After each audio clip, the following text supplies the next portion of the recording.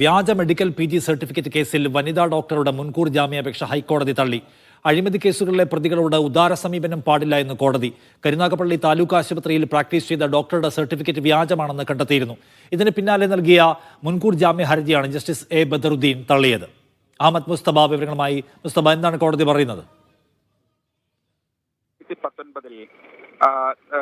കരുനാഗപ്പള്ളി താലൂക്ക് ആശുപത്രിയിൽ ഈ കേസിനാസ്പദമായ സംഭവം നടക്കുന്നു. അവിടെ പ്രാക്ടീസ് ചെയ്തിരുന്ന ഡോക്ടറുടെ മെഡിക്കൽ PG ബിരുദം, ഡിപ്ലോമ സർട്ടിഫിക്കറ്റ് അത് വ്യാജമാണെന്ന് ആരോപണം ഉയരുകയും പിന്നീട് നടത്തിയ പരിശോധനയിൽ മഹാരാഷ്ട്രയിൽ നിന്ന് സ്ഥാപനത്തിൽ നിന്നുള്ള സർട്ടിഫിക്കറ്റ് വ്യാജമാണ് എന്നതുൾപ്പെടെയുള്ളത് കണ്ടെത്തിയിരുന്നു. എന്തായാലും അവരുടെ മുൻകൂർ ജാമ്യാപേക്ഷയിലാണ് ഇപ്പോൾ ജസ്റ്റിസ് A ബദറുദ്ദീൻ സുപ്രധാനമായ ചില നിരീക്ഷണങ്ങൾ നടത്തിയിരിക്കുന്നത്. അതിൽ പറയുന്നത് അഴിമതി ഈ സമൂഹം കാർന്നു തിന്നുന്നു, അല്ലെങ്കിൽ രാജ്യത്തിന്റെ പുരോഗതിയും വ്യക്തികളുടെ അവകാശങ്ങളെയും ഹനിക്കുന്ന തരത്തിൽ അഴിമതി വളർന്നിരിക്കുന്നു. അതോട് ഈ അഴിമതിയോട് ഏതെങ്കിലും തരത്തിലൊരു കോംപ്രമൈസ് പാടില്ല, ഒരു തരത്തിലുള്ള വിട്ടുവീഴ്ചയും പാടില്ല. അതുകൊണ്ട് ഈ വനിതാ ഡോക്ടറുടെ മുൻകൂർ ജാമ്യാപേക്ഷ ഹൈക്കോടതി തള്ളുകയാണ്. ഒപ്പം തന്നെ ഇവരെ കസ്റ്റഡിയിലെടുത്ത് ചോദ്യം ചെയ്യുകയും മറ്റു നിയമ നടപടി സ്വീകരിക്കേണ്ടതുണ്ട്. അതുകൊണ്ട് അറസ്റ്റ് തടയണം എന്നുള്ള ആവശ്യം കോടതി തള്ളുകയാണ്. ഒപ്പം തന്നെ കോടതി പറയുന്ന ചില കാര്യങ്ങൾ പൗരന്മാരുടെ യഥാർത്ഥ അവകാശങ്ങളെ ഈ അഴിമതി ഹനിക്കും, ഒപ്പം തന്നെ രാജ്യ പുരോഗതിയെ തന്നെ തടയും എന്നതുൾപ്പെടെയുള്ള സുപ്രധാന നിരീക്ഷണങ്ങളും